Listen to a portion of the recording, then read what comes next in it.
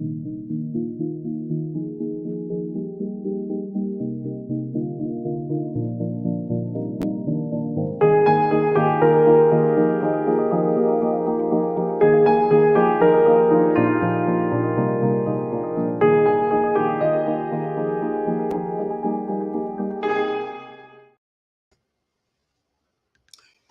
ladies and gentlemen. It's IMTV, TV show, Ukraine, Russia, China. My name is Sasha Star, and I would like to address the latest what's happened and to invite, um, Unknown caller. invite my co-host, um, uh, the retired Colonel Chris Greca. Welcome to the show. Hi. Hi, welcome. Thank you for having me, Sasha. Appreciate it very much. Thank you. So the latest news, of course, we were all concentrating in the last day or two, was a trip of Biden to Europe on meetings of NATO, G7, European Union, and subsequent trip to Poland, where he is now. And my impression is that I think Biden had quite credible performance. I'm less enthusiastic about NATO and some European countries, uh, what they said or didn't say in some cases. And Chris, what's your opinion? What's your impression of that? Well, you know, if you go over to NATO and you go over to Belgium, I've actually been at NATO headquarters. It's a nice structure. I mean, I wasn't there. The last time I was there was almost 30 years ago, when I was involved in a NATO task force that was had joint intelligence cell located in the southern region, but during Bosnia. But it's pretty. I mean, it's pretty impressive. I mean, they have a lot of good conference rooms, a lot of different areas. Talk about different areas. But the one thing that I got, it's like 5-star hotel in a way, right? yeah. I mean, well, I'm sure it is now. After 30 years, I'm sure they've done some upgrades. I'm hoping they did upgrades to the communications area, because the communications in '93 was so bad that they were using what was it, 8 baud or 10 baud communication, the old teletypes. I mean, the old 1960, 70 teletypes that, by the time they got a message in, it was already too late type thing. So I'm hoping they upgraded that since then. I know that personally, because we were sending some stuff from my cell up to NATO headquarters. And by the time they got it, it was like, it was too late. It was too late for them to take any action on it. But NATO itself is, I mean, they have a good group of people, I think. But the problem is that they don't tend to think outside the box. Like NATO believes in this they don't believe in transformative battles. They believe in traditional battles. Like, okay, we got to use infantry and tanks and aircraft, and we have drones, and you have drones in there too. But I think Biden, when he went over there, Biden does not understand. He's never been in the military. He has no idea what the capability of military is, because he was never in the military, number one. Number two is he never dealt with any armed services, armed forces type committees or anything else. So this guy is really kind of out there. He doesn't understand it. Neither did Obama. But they try to put defense people in there that can kind of help him out. Trump had a great experience in military, right? Yeah, that's right. No. And it's funny, because every time he put a general in place, I'm not saying that trust me, Trump was not perfect. He put a military guy in there. Next thing you know, the guy would resign. It was kind of like, what are you doing? You're putting a 4-star general in so he can advise you as to what to do. And then you're making him resign because he gets pissed off because you're not doing what he tells you to do, type thing, So it's like, what the heck? So the bottom line of this thing is, there's a lot more capabilities that the military has that they can put against Ukraine without going in there and bombing Russia. I think, that a lot of people sit there and they go, well, can we do anything from the borders of Poland and, that would help the Ukrainians? Heck yeah. I'll tell you one thing we can do that we haven't done since the 1990s, since the 1990s, 1980s, is jamming. We can jam whole spectrums, you jam communications that are coming from the But Russians. what's happened if Putin will detect that? He will be upset and he will say to NATO, please stop jamming in next 23 and a half hours. And if not, you know where is my red button is. Do it now. And that's where, and Sasha, and I know, and I'm sure all the military experts know that this guy can raise holy hell about whatever he wants to raise. And the bottom line is that Biden needs to just say, pal, we're going to continue jamming from these border areas. If you want to target the jamming with your jets, because they actually have missiles that can target on jam, you target this jamming, and now you're committing offensive weapons against our defensive weapons. Because jamming is a defensive weapon. Very interesting question. What happened if NATO would tell Putin today, right now, to get out all Russian army out of Ukraine in next 72 hours and provide them transportation to do that, because Russians don't have transportation. Even if they wanted to get out of Ukraine in 72 hours, they can't do it. And Ukrainians will not allow them to do it. Nope. Because Ukrainians are determined now to kill every Russian soldier who they're retreating, they're going to shoot Ukrainian soul. Okay, they're going to shoot them in the back. Business. That's why there is no negotiations. There's nothing really going on. I mean, probably they do talk to each other a little bit here and there, just for formalities. But actual picture today is Ukrainians are going to kill every Russian soldier on its soil. It will take probably, I'd say, they will start huge offensive in maybe 2 to 4 weeks, and by the end of 8 weeks, there will be no Russian alive, on Ukrainian territory.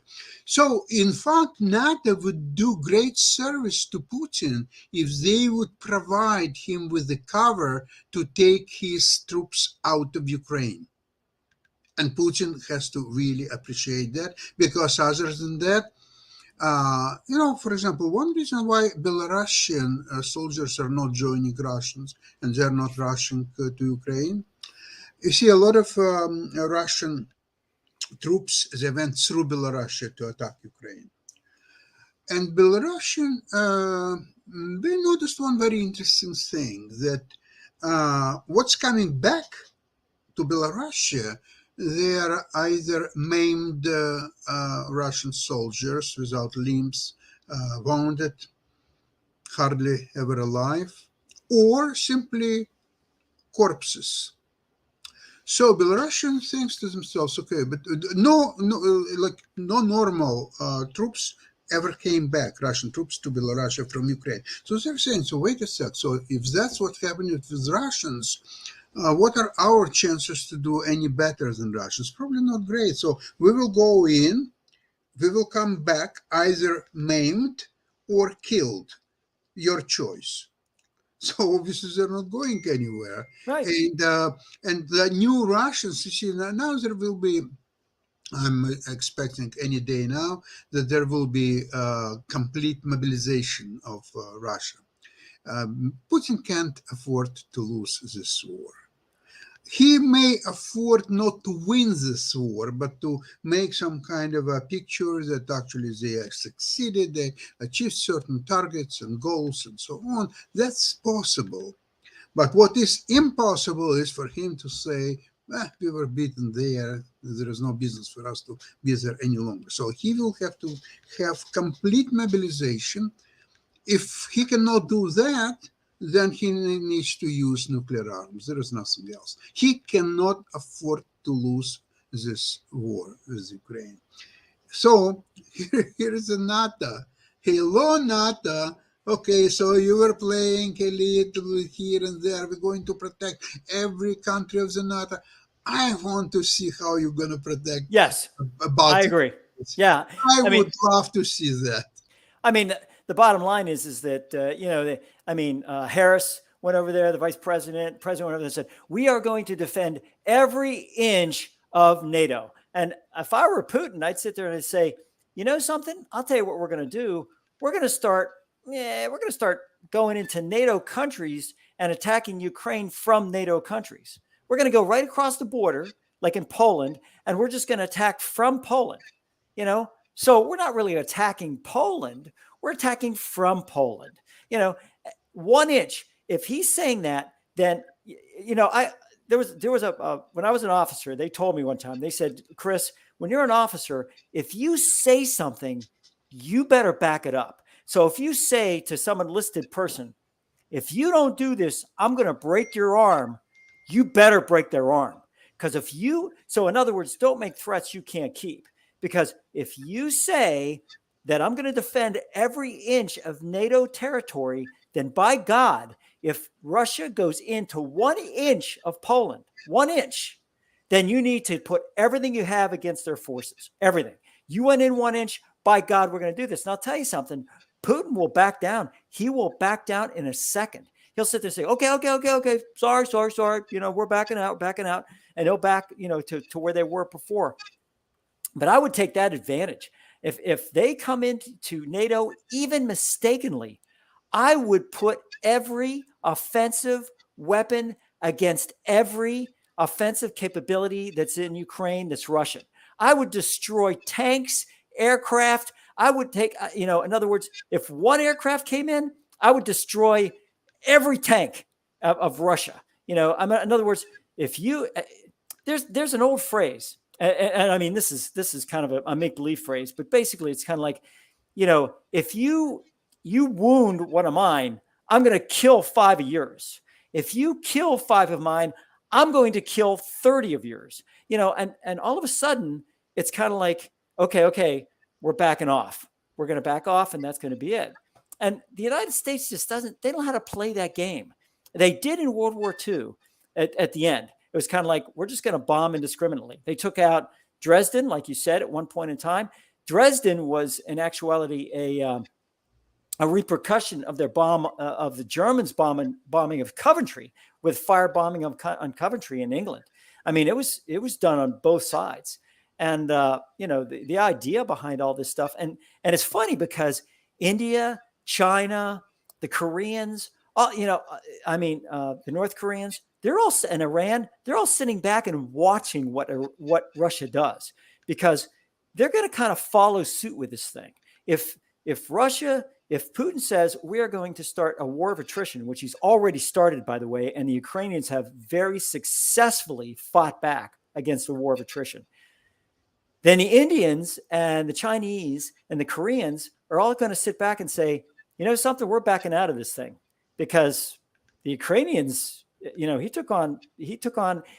he was a third-ranked heavyweight taking on a first-ranked heavyweight. And that's, you can make some progress, but right now, stabilization, and now comes the offensive. When do you think they're going to make the offensive, Sasha? When the weather gets better? Weather plays a certain part of it, but it's definitely not the only consideration. I think Ukrainians are just studying. You see, they have, because of their limited forces and arms available to them, they are trying to be so precise in their actions. They're using and they're saving every drone, every missile, everything what they got, to use it to a maximum capacity. So they are preparing very slowly the dislocation of Russian armed forces and where there are weaknesses, and not only what it is today, what are their movements, what are they will be, say, a week from now. To predict all that, so they are preparing precise strategy, and the aim is only one, believe it or not, to kill and maim as many Russians as possible. Yeah. It's not now, it's no longer after the atrocities and crimes what Russian did there is complete, total shared responsibility. So there is no anymore good Russian and bad Russian. They are Russians. I know. All of them will have to be paying. And Ukrainian force is there. I know I can't really justify NATO on one point. So the theory is that Russia is independent country. US is independent country, France is independent country, Poland is independent country. So in a way, NATO deprived Ukraine of a status of an independent country, saying that, well, if we will take Ukraine in, it will upset Russia, so maybe we should not take in. Okay, when Russia started to prepare forces to move in, at that point, NATO could easily issue Putin one move to Ukraine and you'll be out. Bye-bye. Unknown caller. You're right. Very simple to do. So they betrayed Ukraine and just gave it. They hope that Putin indeed will take over Ukraine in a matter of 2 days, 4 days maximum. So now they're going to talk, okay, Mr. Putin, so you got what you wanted here. We want to do a little bit of here. So let's be friends and let's be together. So that's what NATO wanted to do. Yeah, I have no doubts in my mind. I mean, NATO, like you said, Sasha, NATO has never been in a combat situation, ever have been in a combat situation with an enemy, ever. They've never drawn blood, and they've never spilled blood in a NATO fashion, ever. And so they're sitting back and they're saying, and now that people are saying, well, they were in Bosnia, they did some bombing runs in Bosnia. Well, cut me a break. That still is being done by the UN, which is, it's I guess it's okay. Croatia's having a good time with it, whatever else. They're doing fine. And Croatia's a member of NATO.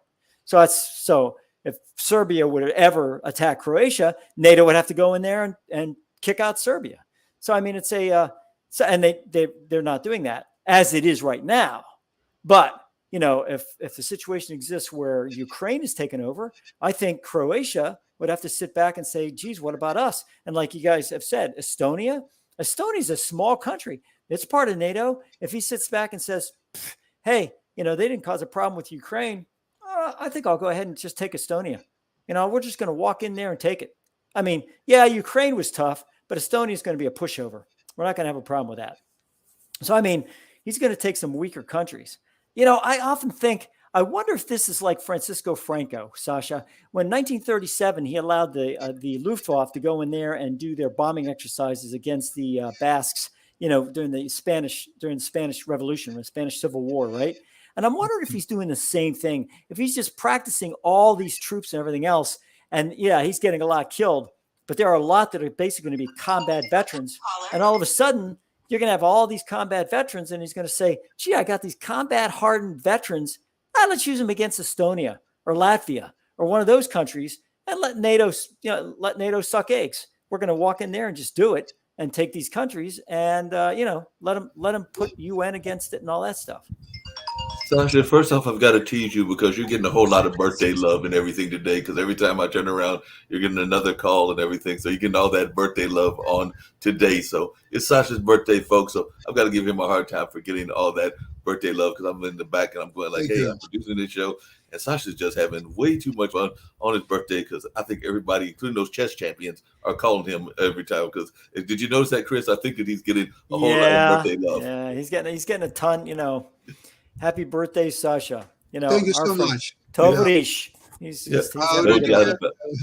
doubt about that. One thing I was going to ask you just really quickly as I was putting it in the chat is, there are two countries that are major powers, India and China. They definitely have friendly ties with Russia, and they have rejected the West's call to condemn Moscow's invasion. And one of their leaders, Jessica, said that they agreed on the importance of an immediate ceasefire as well as a return to diplomacy and dialogue. And I know every time that I've talked to you, Sasha, those days are gone, the days of diplomacy and dialogue. But is there any way that we can flip these two major other powers into joining the rest of the world in condemning what is going on? Because India and China are definitely major forces, and they're not always the greatest.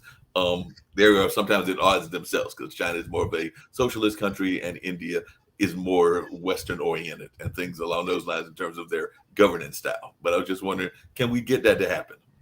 With all due respect, I would not consider India as a world power. Okay. They have numerous population approaching China's, but other than that, it's definitely not the world power, not in any respect whatsoever. China is too smart to do something what someone else tells them to do. They're not going to do that, and they don't need to do that. They are very realistic people in assessing who is who, what is what, and they see it for themselves. Nobody needs to explain them what's in reality. And by the way, Ukraine is a very big trading partner with China. They're providing China with a lot of machinery, engines, and all kind of stuff. So China is not easily going to ruin their relationship with Ukraine. And not only that, Russia, in about 3 months, most likely they will be expelled from the G20, not because of the politics, no. Their economy will no longer be one of the top 20 in the world, because their economy is going down big time. Finally, Russian stock market opened, it was down instantly about 10%. I actually expect more than 10, but 10 is okay. If every day they will go down 10%, in 10 days there will be no Russian stock market. So that's for you to understand the significance of movement of 10% in one day. However, so what's going to happen is that in one expect what Biden is doing, he is doing very single-handedly and very focused to ostracize Russia and get it out of all international organization, trade agreements. Now there is a discussion about getting Russia out of WTO and G20. So Russia now on a slippery slope, and it will go down the hill big time. So if somebody wants to be friends with Russia, and India having such a substantial trade with the West and United States, they want to trade with Russia, be my guest, but there will be consequences. India will reap a huge consequences if that's what they are about to do. No, that makes a lot of sense. Hey, Chris, I did notice one of the other stories that I brought up and I put it in the chat earlier was that, we've been going after these Russian oligarchs in different ways and everything. And one of the ways, I guess, is trying to go after them on their tax records and things along those lines. But apparently an infusion of money for that IRS criminal investigation didn't quite make it in our kind of like political system and all of that. So what is your thoughts, one, about using kind of this tactic of going after their American stock and their American money and everything? And were you surprised by the fact that some of this did not actually get funded because it wasn't approved this month by Congress? So I recently got a story from a government news network that basically said that the IRS is not going after anybody that has a lot of money, because basically what happens is they have that money and they also have lawyers. So basically the IRS is trying to fight a bunch of lawyers, smashing at them every step of the way, where they can hit the small taxpayer with a letter. And the letter says, you owe us this much money, pay up or else, and they put a check in the mail. So they're getting more money for less effort from the small taxpayer than they are from the millionaires and billionaires. So there is a basic cutoff that they say, if you make above this, we're not going to audit you. If you make below this, we are going to audit you. And because the IRS has lost so much staff, that's the way it was. Same with when I worked for Social Security, we had Social Security fraud. They said that if the fraud was less than a certain amount of money, they weren't going to go after it because it wasn't cost efficient to go after that fraud. Chris, thank you very much for your that makes sense and everything. I'm actually it's time for us to wrap up the show, because I was actually thinking that I was hoping that I was going to get one of those tax lanes from the Russians, get one of those yachts. So that's what I was going to turn it back to you, Sasha, is if you think that these kind of efforts are even worth it, and whether I can possibly get one of these super Mark, yachts. thank you so much. Very valid point, and maybe you should explore it on some other shows. I wouldn't mind, because here it has nothing to do with reality of what's going in Europe, in Poland, Ukraine, or anywhere else. So leave that for a tax lawyers to describe. Fair enough. It has nothing to do with the reality. So anyway, before we will wrap up, I would like to say that Ukraine did fantastic job. It basically replaced NATO, because if any country feels to be threatened by Russia, they should approach Ukraine for help, not NATO. NATO is paralyzed. It's unhealthy. They are talking about they will. I want to see that in action. I want Russia really badly want to invade Estonia or one of the Baltic states. God forbid Poland, because there are 2 million people from Ukraine now in Poland, and Poland doing absolutely fantastic, incredible job of hosting these people, providing them with all necessities, and is not helping Poland a little bit? I hope so. Yeah. With that. So this is a key question. So Ukraine now proved that it can withstand Russian army, supposedly one of the top 2 armies in the world. Now it's going to be one of the top 10 armies in the world, maybe 20. So I want to see NATO in action. I want to see them do something, because trillions of dollars are being spent on that structure, which is good for nothing, which are just good to protect their jobs, to have the beautiful headquarters in Brussels, and the army of all kind of people working for NATO. That's all what they do. I want to see that something for this $1 trillion, what they are getting. I want to see them do something. Anything. I really anything. Anything would be nice. Yeah, exactly. Okay, this is our program for today. We will have much more news for you, and I'm pretty sure positive news coming Tuesday. Thank you very much, and have a great weekend. Bye-bye.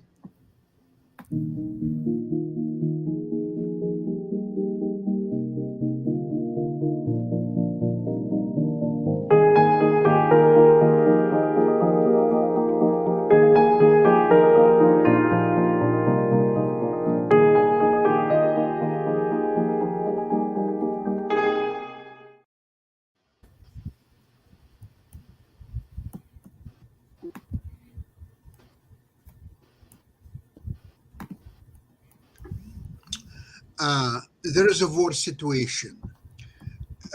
You can ask question, and but you see, the problem is that the Chris is taking that question very seriously and trying to expand on that and explain all the details. And that question is very little related to the subject what we are discussing: trip Biden to Europe, war in Ukraine, or so on. Yeah, I wasn't expecting him to go that far. I was actually hoping he would just talk about.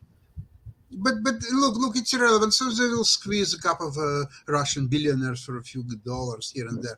How does it affect really the whole picture of what we are looking at? It doesn't. Okay, so what's in it for you or for me if, let's say, $500,000 will go from one Russian oligarch to American IRS, for example, right? What does it change anybody's lives? Your life, my life, any listener's life? Not at all. It's really irrelevant. It's just to show that they're trying to. Okay, Mark, I have to go. There are so many calls. Oh, I know you get so many birthday calls. Thank you, Mark. Bye-bye. No, but I hear what you're saying, and I have no problem with us working on a better line of questioning. But happy birthday.